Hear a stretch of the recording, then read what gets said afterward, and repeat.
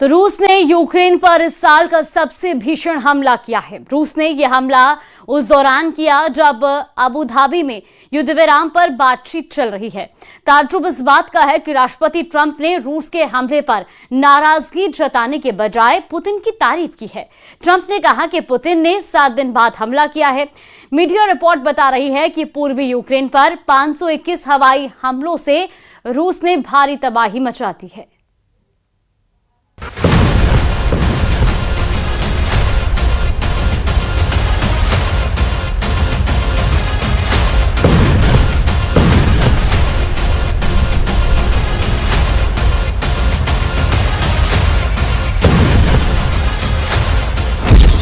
फरवरी में तूफानी हमला, 521 हमलों से यूक्रेन के उड़े चीथड़े,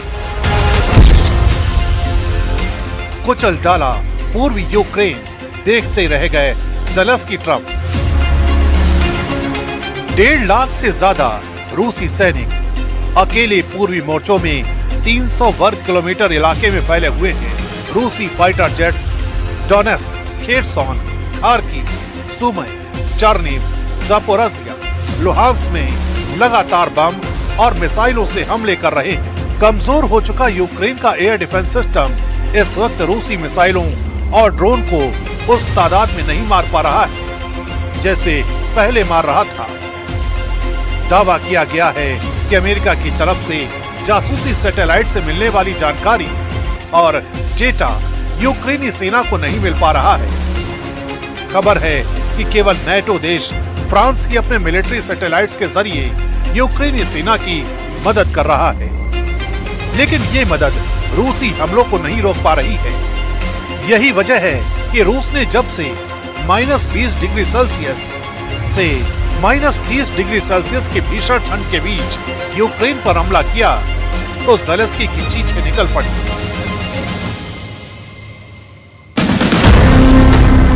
चीर डाला पूर्वी यूक्रेन, ट्रंप बोले पुतिन ने निभाया वादा। अब आप ये जान लीजिए राष्ट्रपति ट्रंप ने रूस के ताजा हमलों पर रूस के खिलाफ सख्त बयान क्यों नहीं दिया।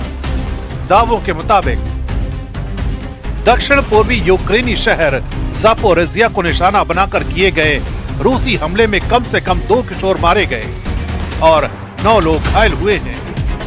हमले के बाद ज़ापोरिज़िया क्षेत्र में 24 घंटे का हवाई अलर्ट जारी किया गया। कीव में अधिकारियों ने कहा कि रूस ने यूक्रेन की क्षतिग्रस्त ऊर्जा सुविधाओं पर इस साल का सबसे शक्तिशाली हमला किया, जिससे कड़ाके की ठंड के बीच लाखों लोग बिना हीटिंग के रह गए और 4 साल के युद्ध को खत्म करने के लिए बातचीत से पहले ये हमला हुआ है। हम आपको बता दें, अमेरिकी राष्ट्रपति डोनाल्ड ट्रंप के व्यक्तिगत अनुरोध पर रूस और यूक्रेन के बीच एक छोटा ऊर्जा युद्ध विराम हुआ था। रूसी राष्ट्रपति पुतिन ने ट्रंप के कहने पर 7 दिन के लिए यूक्रेन की राजधानी कीव और दूसरे शहरों के ऊर्जा बुनियादी ढांचे पर हमले रोकने पर सहमति जताई थी। यह स्थायी युद्ध विराम 25 जनवरी 2026 यानी रविवार से शुरू होकर 1 फरवरी 2026 यानी रविवार तक चला था। डोनाल्ड ट्रंप ने इसके लिए यूक्रेन में पड़ रही भीषण ठंड -20 डिग्री सेल्सियस से -30 डिग्री सेल्सियस का हवाला दिया गया था। ट्रंप ने कैबिनेट बैठक में कहा था, इतनी ठंड में लोगों पर मिसाइलें दागना ठीक नहीं है, और पुतिन ने उनके इस मानवीय अनुरोध को स्वीकार कर लिया था। जैसे ही 7 दिनों की ये समय सीमा समाप्त हुई, रूस ने फिर से हमले शुरू कर दिए। हमले 2 फरवरी 2026 की रात से दोबारा शुरू हुए और 3 फरवरी 2026 की सुबह तक रूस ने यूक्रेन पर इस साल का सबसे बड़ा हवाई हमला किया। 2 से 3 फरवरी की रात को रूस ने लगभग 521 मिसाइलों और ड्रोनों से हमला किया, जिसमें यूक्रेन ने 450 मार गिराने का दावा किया। इन हमलों में कीव, खार्किव और ज़ापोरिज़िया को निशाना बनाया गया, जिससे बिजली और हीटिंग व्यवस्था फिर से ठप हो गई। इन्हीं हमलों पर प्रतिक्रिया देते हुए ट्रंप ने कहा, पुतिन ने अपनी जुबान रखी। उन्होंने रविवार से रविवार तक हमले नहीं किए, लेकिन समय सीमा खत्म होते ही उन्होंने बहुत कड़ा प्रहार किया। ट्रंप के मुताबिक पुतिन ने अपना वादा निभाया है।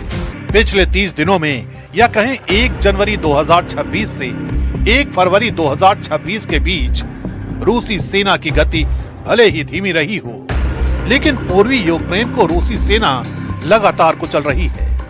पिछले 1 महीने से रूस ने लगभग 245 से 300 वर्ग किलोमीटर नई जमीन पर कब्जा किया है।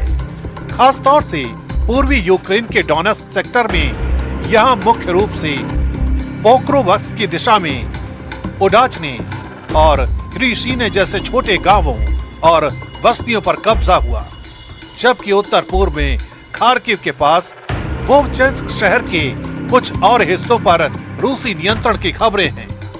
वहीं सुमी बॉर्डर पर रूस ने सीमा पर छोटा सा बफर जोन बनाने के लिए कुछ सीमावर्ती गांवों जैसे ग्राबोवस्कोय पर कब्जा किया है। उत्तर पूर्वी मोर्चे पर भी रूसी सेना कोहराम मचा रही है। कुपियांस्क, यहाँ रूस ऑस्किल नदी के पश्चिमी किनारे पर अपनी स्थिति मजबूत करने के लिए भारी बमबारी कर रहा है। हालांकि यूक्रेन ने हाल ही में यहाँ कुछ खोई हुई पोजीशन वापस पाने का दावा किया है। खबर यह भी है कि रूसी सेनाएं पोक्रोवस्क शहर के केंद्र, उत्तर और पूर्वी हिस्सों में घुस चुकी हैं। यूक्रेनी कमांडरों के मुताबिक रूसी सैनिक नागरिक कपड़ों में छिपकर घुसपैठ कर रहे हैं, जो जेनेवा कन्वेंशन के उल्लंघन के रूप में युद्ध अपराध है। पूर्वी यूक्रेन के पोक्रोवस्क में भीषण जंग चल रही है। दावा किया जा रहा है कि रूस पोक्रोवस्क पर कभी भी पूर्ण कब्जा कर लेगा।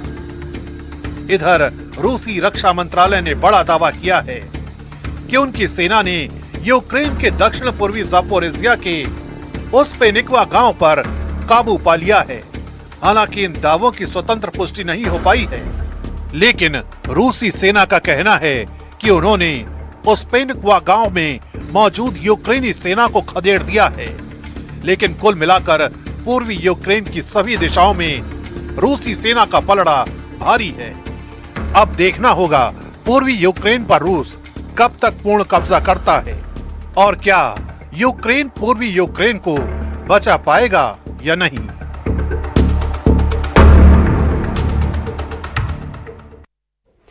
और अब आपको जयपुर से आ रही एक बड़ी खबर बता दें। जयपुर में एंटी करप्शन ब्यूरो की बड़ी कार्रवाई देखने को मिली है। एसीबी ने मांचवा सरपंच राजेंद्र मोयल को ट्रैप किया है। 1 लाख रुपए की रिश्वत लेते हुए दबोचा गया है सरपंच राजेंद्र मोयल। ये बड़ी खबर आपको बता रहे हैं इस वक्त की बड़ी खबर। 1 लाख रुपए की रिश्वत दरअसल ये सरपंच ले रहा था और एसीबी ने रंगे हाथों इसे पकड़ा है। तो जयपुर में एंटी करप्शन ब्यूरो की टीम की ये बड़ी कार्रवाई देखने को मिली है। एसीबी ने मांचवा के सरपंच को 1 लाख की रिश्वत लेते हुए दबोच लिया है। इस वक्त की ये बड़ी खबर, ये बड़ी जानकारी सामने आ रही है। एंटी करप्शन ब्यूरो की टीम की ओर से ये बड़ी कार्रवाई देखने को मिली। 1 लाख रुपए की रिश्वत लेते हुए सरपंच को ट्रैप किया है।